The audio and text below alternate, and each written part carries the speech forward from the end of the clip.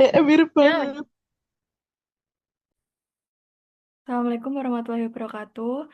Kami dari kelompok satu ingin mempresentasikan tentang pewarna pada makanan yang beranggotakan saya sendiri, Maila Rahma, NPM 2369008. Saya Maila Dewinta Putri Arjuno, NPM 2369014. Saya Ilham Dewi Rahmawati dengan NPM 2369031.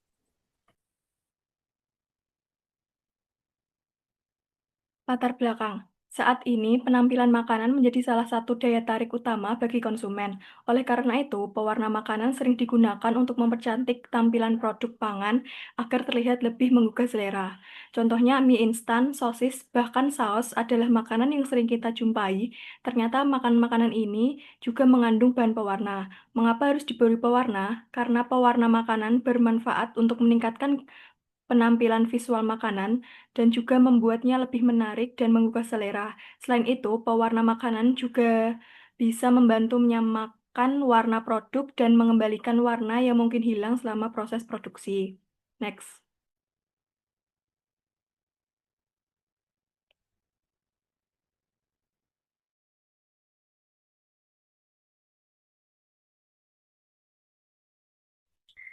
Nah, mengapa makanan ini diberi pewarna? Karena pewarna makanan bukan hanya sekedar memperindah tampilan, tapi juga memiliki fungsi praktis dan psikologis.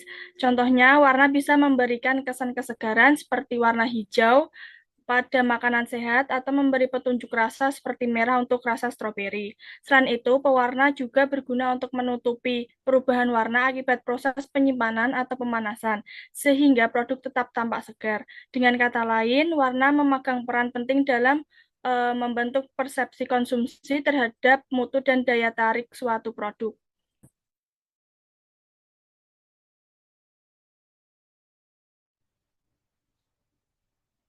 Selanjutnya ada jenis pewarna makanan. Secara umum, pewarna makanan dibagi menjadi dua kategori utama, yaitu pewarna alami dan pewarna sintetis. Pewarna alami berasal dari sumber hayati seperti tumbuhan atau hewan dan dianggap lebih aman karena tidak mengandung zat kimia buatan. Sedangkan untuk pewarna sintetis dibuat melalui proses kimia dan meskipun memberikan warna yang lebih kuat serta tahan lama, penggunaannya harus dibatasi karena dapat menimbulkan risiko kesehatan jika dikonsumsi berlebihan.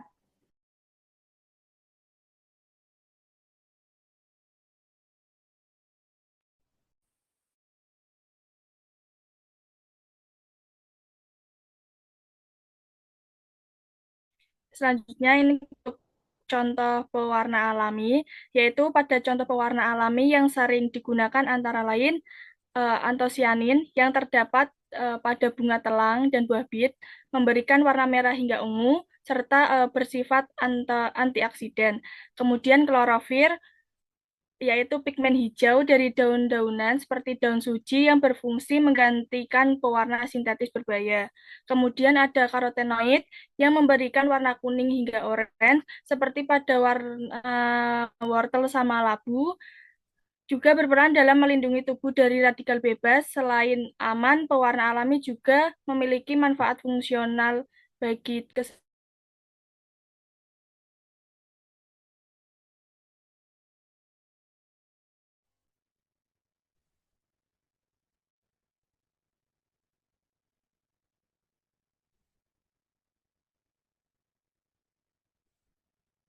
Mungkin ini ada contoh-contoh pewarna alami dan juga sintetis.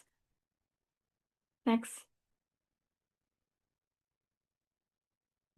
Ini ada contoh pewarna alami dan ini ada pewarna sintetis.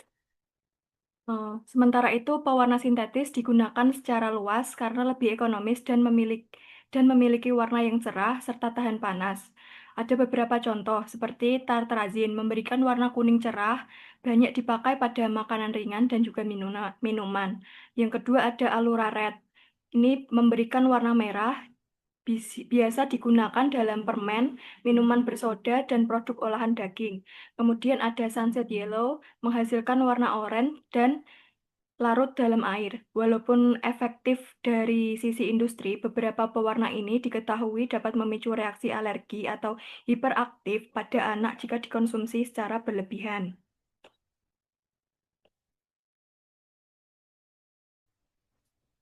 Selanjutnya ada kelebihan dan kekurangan. Masing-masing jenis pewarna tentu memiliki kelebihan dan kekurangan. Untuk pewarna alami, kelebihannya adalah aman dikonsumsi dan kadang memiliki aroma yang khas yang alami. Namun, sayangnya, warnanya kurang stabil dan spektrumnya terbatas. Sebaliknya, pewarna sintetis mampu menghasilkan warna yang lebih cerah dan konsisten, tetapi beberapa di antaranya menimbulkan efek negatif bagi kesehatan seperti alergi, gangguan pencernaan, bahkan potensi karsinogenik. Oleh karena itu, penggunaan pewarna harus disesuaikan dengan kebutuhan dan tetap mengutamakan aspek keamanan pangan.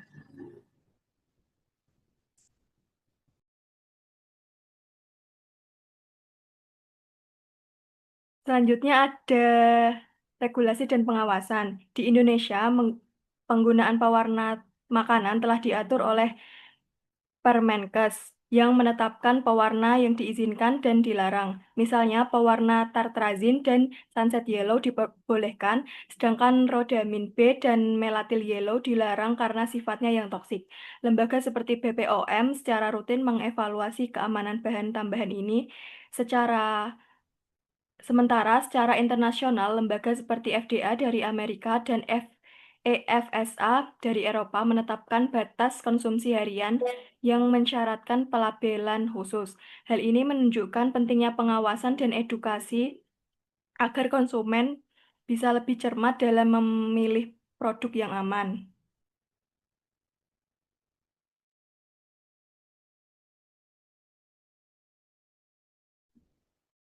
Kemudian dari penjelasan-penjelasan di atas dapat kami simpulkan bahwa pewarna makanan memiliki manfaat besar untuk menarik minat konsumen dan meningkatkan nilai estetika makanan. Namun, penggunaannya harus tetap bijak dan sesuai aturan. Pewarna alami memang lebih aman, tapi memiliki keterbatasan. Pewarna sintetis lebih unggul dari sisi tampilan, tapi beresiko bagi kesehatan. Oleh karena itu, bagi industri pangan dan konsumen untuk memahami regulasi yang ada, serta mendukung inovasi yang membuat pewarna alami menjadi lebih stabil dan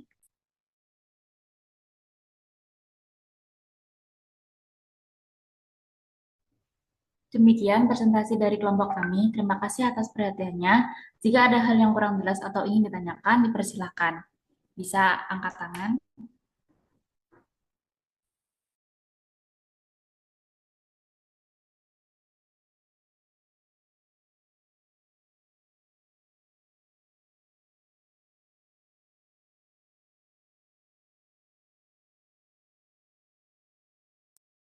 Saya mau bertanya,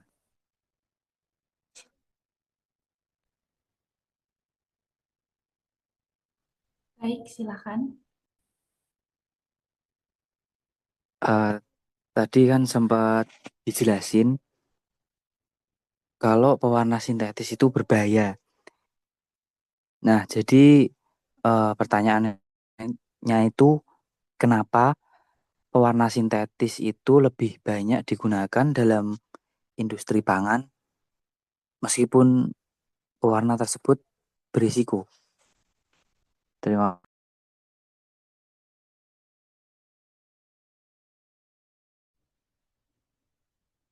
Baik, terima kasih untuk pertanyaannya. Apa ada lagi yang mau ditanyakan?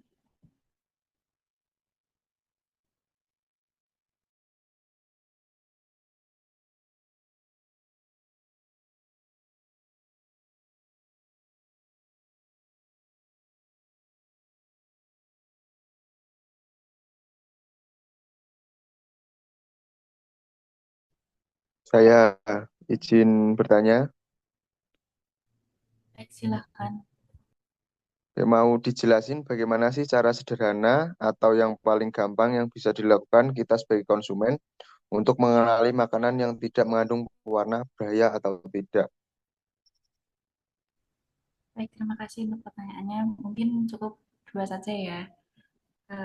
Izin menjawab tadi pertanyaan pertama.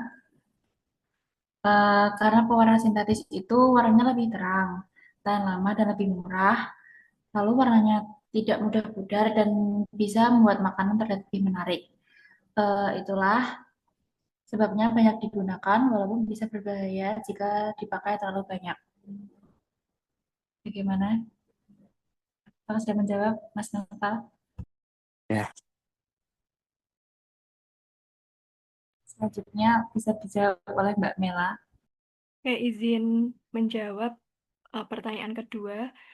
Gimana sih caranya buat buat apa mengenali makanan tersebut mengandung pewarna bahaya atau enggak?